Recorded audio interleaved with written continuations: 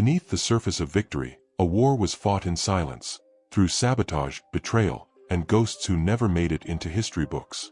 What you're about to uncover was never meant to see the light. Files were burned, names erased. But in the shadows of World War II, the line between hero and monster blurred. This is not the war you think you know. This is what happens when the truth is buried, on purpose. The winter of 1943 bit through bone and steel alike in the fjords of Telemark, Norway. Snow fell endlessly, veiling the jagged peaks and drowning any sound beyond a few meters. Somewhere deep within that white silence, a team of 6 men and 1 woman advanced under the cover of darkness, dressed in civilian wool and German military scraps. They were Ghost Battalion, an unacknowledged sabotage unit composed of Norwegian resistance fighters, 1 British SOE operative, and a defector from the Wehrmacht. Their mission: to destroy the underground heavy water plant carved into the glacier walls beneath the Rjukan Plateau. The group had been trained in Scotland under extreme secrecy. Led by Erik Halvorsen, a former mountain guide and son of a Lutheran preacher executed for harboring Jews, the unit had never been officially recorded. Their handler, SOE agent Vivian Locke, an Oxford linguist turned saboteur, had forged half her own existence to join the operation. No official chain of command acknowledged them. That was the point. In London, whispers of a Nazi nuclear program had grown to alarm. Heavy water, deuterium oxide, was essential to the German reactor design. The plant in Rjukan was their only large-scale production site. Previous sabotage attempts had slowed its output but failed to fully cripple it. Hitler's scientists were behind schedule. The Allies wanted them permanently stalled. Locke's boots crunched into a crust of snow as she paused behind a shattered pine, holding up her hand. The others stopped immediately. Erik came up beside her, glassy frost clinging to his beard. He lifted binoculars and scanned the jagged black opening carved into the ice face ahead. A single rail line fed into the mountain. Searchlights moved sluggishly above it like bored serpents.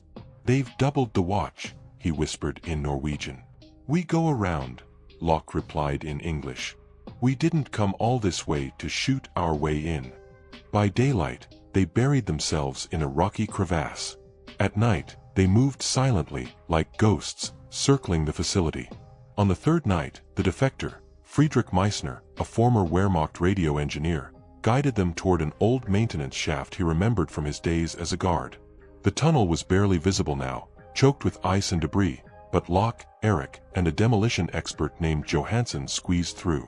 Inside, they found a crumbling series of catwalks and conduits, long disused but still connected to the ventilation system.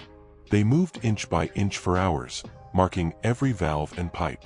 Johansson planted satchel charges under the primary water stabilization tank and at 3 key points along the centrifuge corridor. Timers were calibrated to detonate during a scheduled maintenance blackout, when security would be thinnest. As they retreated back through the shaft, Locke slipped. Her foot skidded across an icy rung, and her body slammed against the steel bars. A sharp cry escaped her before Erik's arm clamped around her chest. But the sound had echoed. 3 days later, with the timers set and the group already retreating toward a rendezvous point 20 kilometers away, German troops descended on the fjord in force. Dogs and floodlights scoured the region. Locke, limping from her fall, slowed the team. With the storm worsening, Erik made a decision. "You lead them south," he told Meissner. "Take Vivian. I'll head west. They'll follow my trail." Locke protested, but Erik cut her off. "You finish this. I'll make sure they don't." He disappeared into the white with a rifle and a signal flare. Hours later, the sky lit red as the heavy water plant imploded. An avalanche, triggered by the blast, buried the tunnel entrance forever. Erik was never seen again. The remaining team reached the Swedish border after 10 harrowing days. Locke's report was never officially filed. She was reassigned under a new identity and forbidden from speaking of the operation. Meissner disappeared into the civilian world, raising a family in Canada under an assumed name. The other operatives scattered, their names lost to bureaucracy and time. Decades passed. The operation became a footnote, half remembered by intelligence veterans and dismissed by most historians. But in 1994, a hiker discovered a rusted satchel in a thawing cave near the Jukan Plateau. Inside were 7 pages of coded writing, a rusted Enigma rotor, and a torn patch bearing the emblem of a white owl on black cloth, the only surviving symbol of Ghost Battalion. In 2007, those pages were deciphered. They revealed Eric Halverson's final message, a poetic blend of mission details, personal memories, and an affirmation that even unseen acts of resistance were meaningful. His last line read, "History will not remember our names, but let the silence remember our footsteps." Today, at the base of the plateau, a single stone bears no dates or names. It simply reads, "To those who passed through snow and shadow to halt the sun from burning the world." The first shells fell on Stalingrad in late August 1942, turning the city into a furnace of collapsing stone and smoke. Among the ruins wandered Anya Petrovna, once a rising violinist at the Moscow Conservatory. She had returned to her birthplace only weeks before the battle, hoping to evacuate her aging father, but the German encirclement had come too fast. The streets she knew as a girl were now jagged veins of rubble, echoing with gunfire and screams. Anya carried with her an heirloom, an 18th-century red-varnished violin, saved from looters and warlords through generations. Her father, a retired teacher and music lover, had hidden it in the floorboards during the Bolshevik purges. When their apartment was reduced to ash, the instrument survived in a case scorched and splintered. She retrieved it, as if recovering a part of her own soul. She joined a ragged hospital unit housed in the basement of a bombed library. There, wounded Red Army soldiers groaned on cots made of broken shelving and old propaganda banners. Anya, unable to offer medicine or food, offered music. She played in the dark, her bow carving sorrow into silence. Word spread fast, there was a violinist in the ruins. Commander Zorin, a grizzled political officer missing his left hand, summoned her one day. "The men need something more than bullets," he said, his voice like gravel soaked in vodka. "You'll perform each night. For morale. You understand?" "Yes," she said, though her hands trembled every time she lifted the bow. The music was a paradox, fragile, yet defiant. Her performances became nightly rituals, lit by oil lamps and dying candles. She played Tchaikovsky and Shostakovich, and when soldiers wept, she improvised lullabies from memory. Eventually, someone found a working radio transmitter deep in the wreckage of a theater. With wires strung like vines through the rubble, her music was broadcast live across the eastern bank. On the other side of the Volga, reinforcements listened in foxholes. Her melodies floated over the river like ghosts. They called her the Angel of Stalingrad. Some believed she was a Soviet fabrication, another piece of war propaganda. Others, especially among the dying, believed she was real. The Germans heard her too. Once, after a particularly haunting performance of a folk elegy, leaflets rained down on the Soviet lines. They featured a caricature of Anya holding a violin shaped like a rifle, captioned, "Even your angels serve Stalin." Anya kept playing. In mid-November, during Operation Uranus, the Soviet counteroffensive began. Streets erupted with fire and screams. Tanks crushed corpses frozen into the earth. Anya refused to evacuate. "The wounded cannot run," she told Zorin. "And neither can I." When German shells hit the library at last, Anya and 6 nurses survived by sheer luck, shielded by stone and piano wire. Her violin, miraculously, remained intact, though the strings were scorched. That night, in the snow-covered ruins of a cathedral near Red October steel factory, she stood among the shattered pews and played with no audience. No soldiers, no generals, just the echoes of war. A recording technician named Lev, who had once worked in Leningrad radio, preserved that performance on a portable wire recorder smuggled into the city by barge weeks earlier. The sound quality was jagged and distant, but the emotion survived. The piece she played was unnamed, a composition of her own. Later, musicologists called it Elegy in Ruin.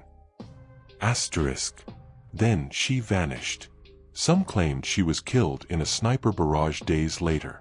Others insisted she escaped across the Volga with survivors. There were rumors of her being arrested by the NKVD for fraternizing with foreign journalists. Officially, her name was never mentioned in Red Army dispatches again.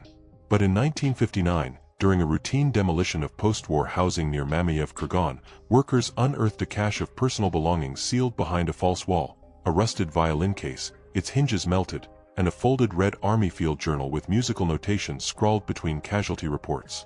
A faded photograph showed a young woman with dark hair and sharp eyes, holding a violin as artillery smoke billowed behind her. The journal belonged to a soldier named Mikhail Voskresenski. His final entry read, "Asterisk, she played even as the ceiling fell. I think the Germans heard her and stopped shooting. Maybe I imagined it. But in that moment, I believed in something again." Asterisk. The violin, though damaged beyond repair, was restored symbolically. Luthiers in Volgograd reassembled it with wood from a downed German aircraft, leaving the red varnish unretouched. It now rests in a glass case at the Battle of Stalingrad Museum, next to the only known fragment of Anya's elegy. Every year on February 2nd, marking the end of the battle, a soloist performs her composition on a modern replica of her red violin. The notes float across the city, mingling with sirens and snow, remembered not just as a song of survival, but as a requiem for those who found beauty in the heart of war. On a mist-veiled island in the northern Marianas, a cave hidden by jungle and time yielded a discovery that would rewrite part of Japan's wartime narrative. Inside, a weathered metal box wrapped in cloth bore the imperial chrysanthemum. It contained a worn diary, a pilot's insignia, and fragments of a military-issued headband. The name inscribed on the first page, Lieutenant Takashi Morita. He was presumed dead in 1945, one of thousands of young men chosen to die for the emperor in the suicide air raids that defined Japan's desperate final months. But Takashi's plane never reached its target. What happened afterward was recorded only in his own hand, page by page, written with a sharpened nail dipped in charcoal. Takashi was born in Kyoto in 1923, the son of a temple caretaker and a mother who made kimonos. He was a quiet child, drawn to poetry and insects, not the battlefield. But by 1944, he had graduated from the elite Takarazawa Aviation Academy and been absorbed into the 72nd Shinpu Special Attack Corps, Japan's Kamikaze division. His assignment, Operation Kikusui, targeting Allied ships off Okinawa. His final hours with his squadron were filled with ritual. They drank sake, wrote letters to families, and posed for photographs. Takashi's letter to his parents, later copied into his diary, read, Asterisk, I go now to bloom like the cherry blossom, brief and brilliant. I regret only not seeing the next spring. Asterisk. But on April 28, 1945, as he taxied toward the runway in his Mitsubishi Zero, his engine sputtered. A fuel line had been deliberately sabotaged. His ground technician, a conscripted mechanic named Hiro Tanaka, whispered to him during the confusion, Live. The war is already lost. Takashi was pulled from the formation. He was to be held for questioning. Sabotage was a crime punishable by death. But that night, under cover of darkness and air raid sirens, Tanaka helped him flee. Takashi made for the jungle hills, following a map drawn from memory by the mechanic. After several days, dehydrated and disoriented, he found a limestone cave once used by native islanders. There, he waited for the inevitable. But the war ended. He heard it in fragments, radio static, leaflets dropped by American planes. Japan had surrendered. The emperor had spoken. His world had collapsed without him. Ashamed, unfit to return, he began writing. I am the ghost of a war that ended without me, he wrote on the back of his mission orders. I chose neither life nor death. I simply remained. Years passed. He learned to fish, trapped animals, cultivated a patch of sweet potatoes. He feared discovery, not from the Americans, but from his own country. He imagined the shame his family must feel, receiving no ashes, no heroic telegram, only silence. In the diary, he writes of haunting dreams, crashing into ships that never burned, of mothers weeping on endless tarmacs, of the Emperor's voice, so calm, declaring surrender over crackling static. He built shrines in the cave with seashells and coral, honoring the comrades he had trained with, all now dead.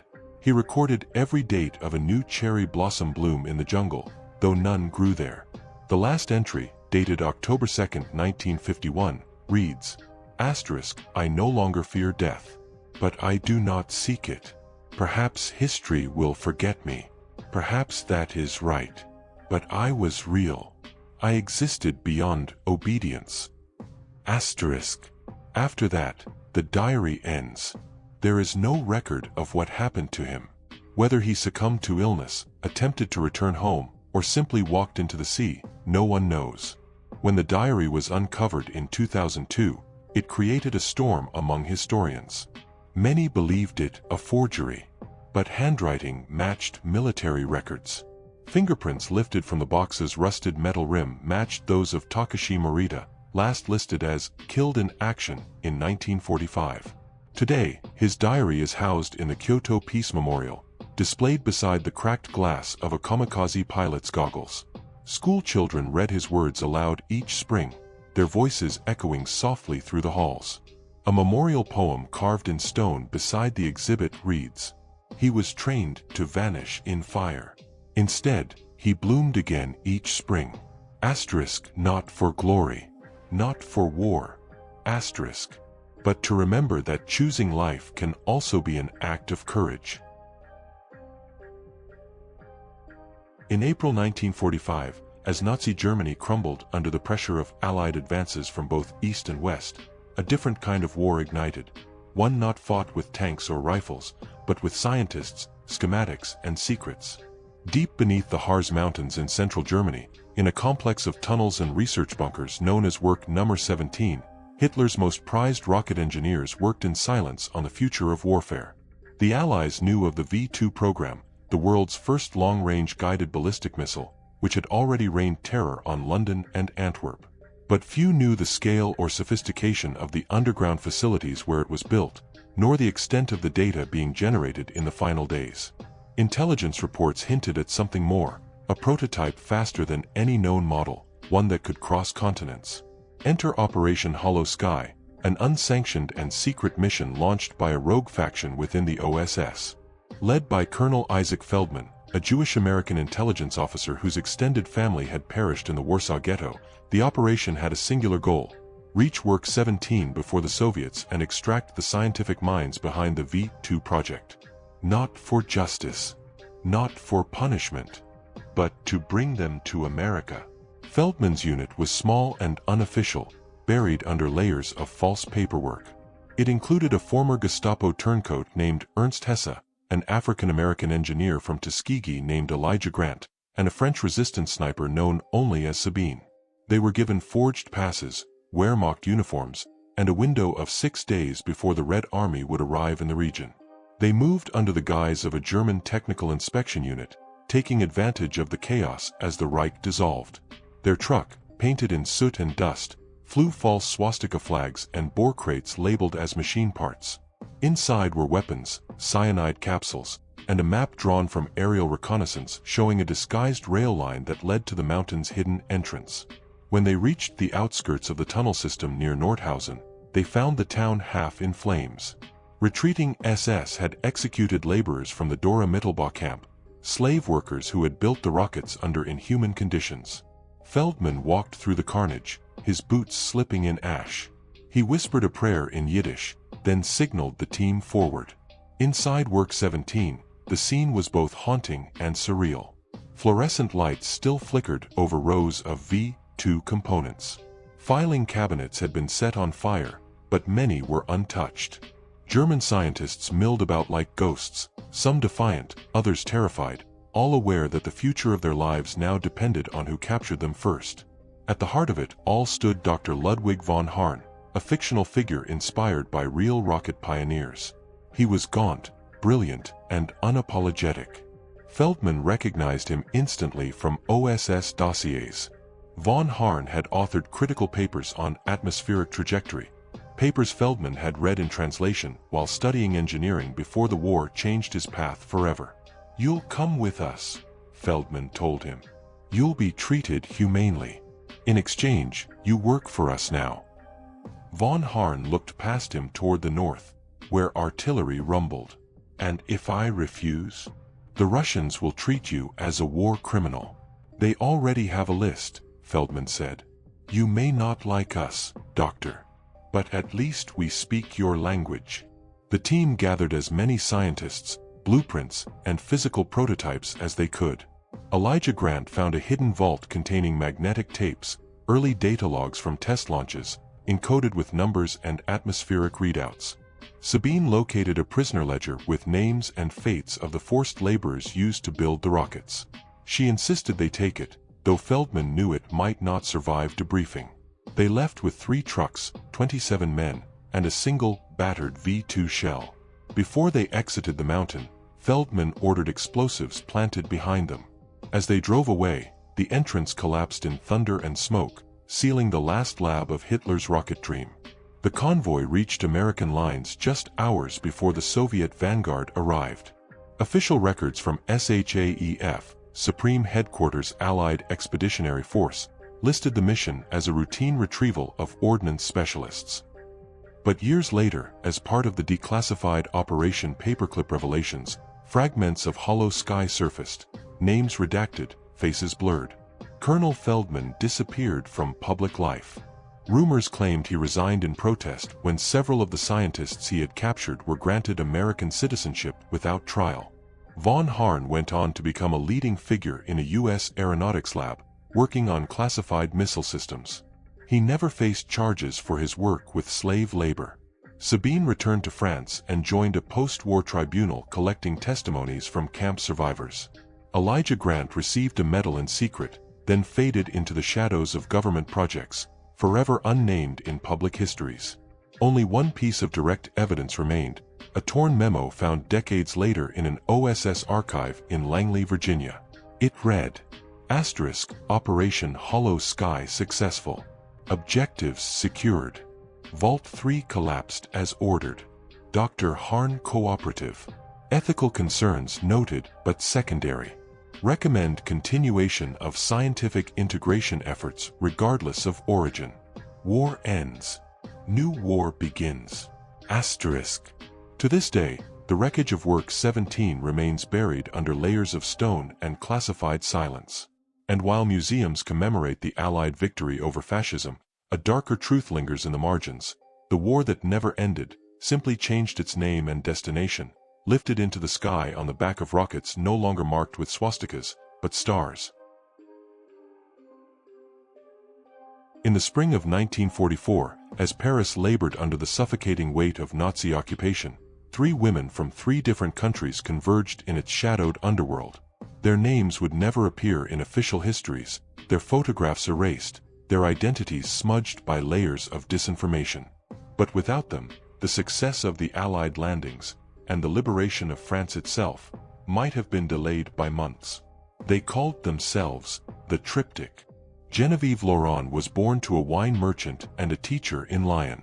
By 1940, her parents had been executed for sheltering a Polish Jewish family. She escaped through the Alps into Switzerland, and from there was smuggled into England. Recruited by the SOE, she trained in sabotage, explosives, and dead-drop communication. Fluent in German and English, she parachuted into Brittany under the cover of a thunderstorm in February 1944. Her orders were simple: organize sabotage cells in Paris and wait for D-Day. Emilia Wojcik had seen Warsaw burn. A courier for the Polish resistance at just 17, she'd watched the ghetto walls go up and down in flames. She escaped on a forged identity card after her brother was killed by SS patrols.